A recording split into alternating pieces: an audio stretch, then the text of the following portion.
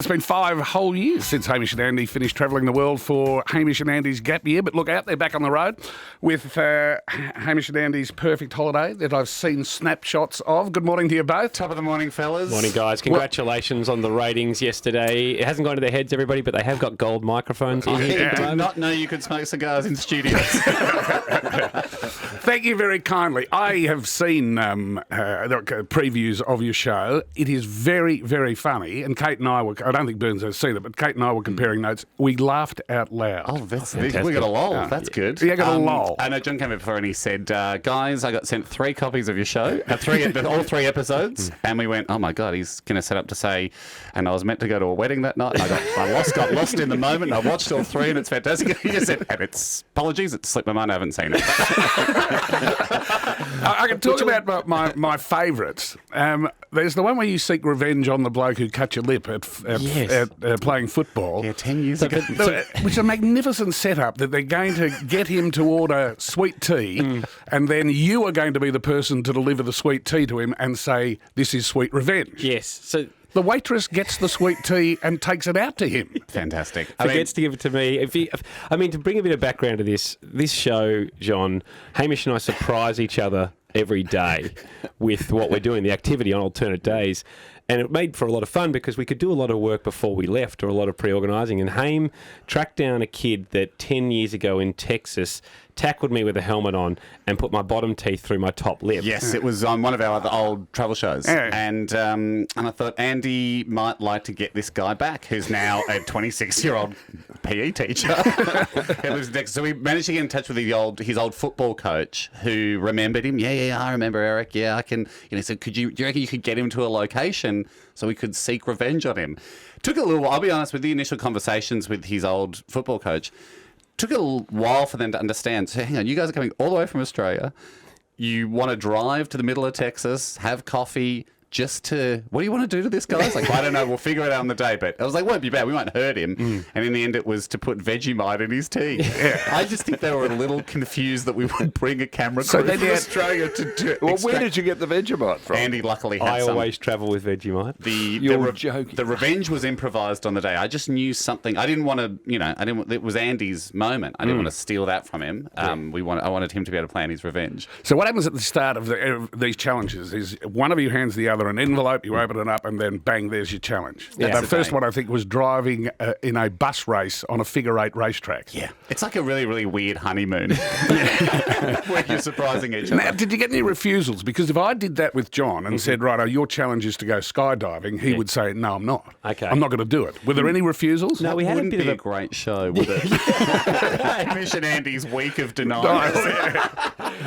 No, we had a pact with each other before we went. That you would do it. That we would, it's sporting. We'll shake hands at the end of every activity and go, okay, maybe I didn't enjoy it at the moment, but maybe I'm better for it. It had the vibe of a year 10 hike at school. It was, you're not going to love it, especially if you're an indoorsy kid.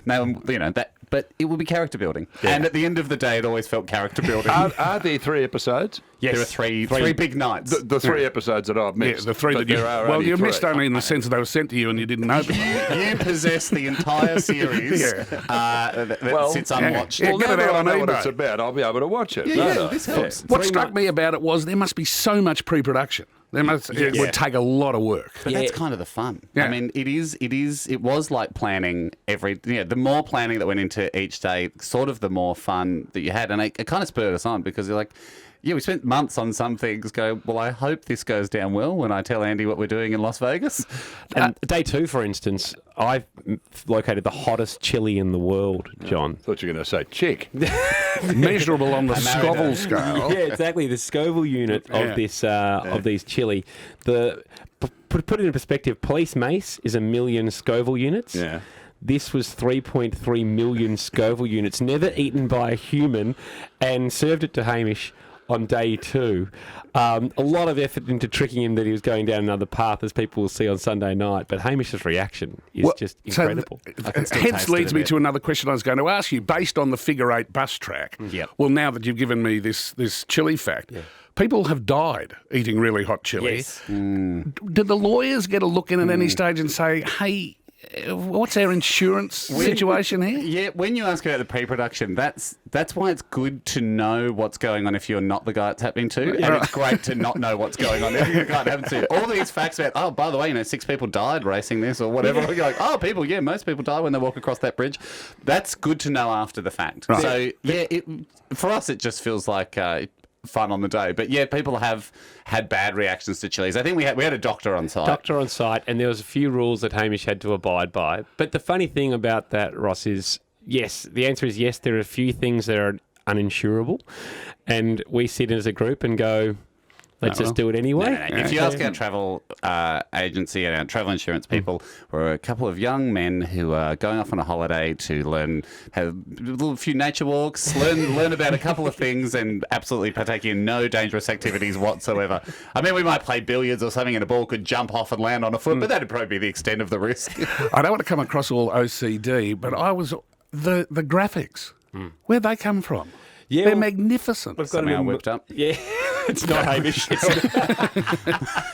No, amazing team back here. So we produce all the shows out of Melbourne, and yeah, it's the same guys we went to uni with and met at uni, and they've been doing our programs for a long time. But computers have got a lot better, which is great. Yeah. You really get on well. Do you ever annoy each other? Oh yeah, often deliberately though.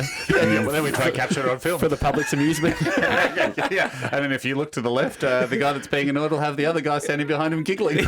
Now, you've been doing this since you were like 11 years old. Well, funnily enough, I mean, we were chatting about this the other day. The first big thing that Andy and I ever did together, we went to uni. We were at uni together, and we've chatted about this before, but we just drove to the top of Australia in my old car to see if it would make it. And we've often looked back on that trip and gone, for no reason. It wasn't recorded. Well, it was actually a bet. But apart from that, I mean, it wasn't like we were filming it or anything. And we kind of look back on it and go, I guess it was just always the thing that made us laugh, is going on silly adventures.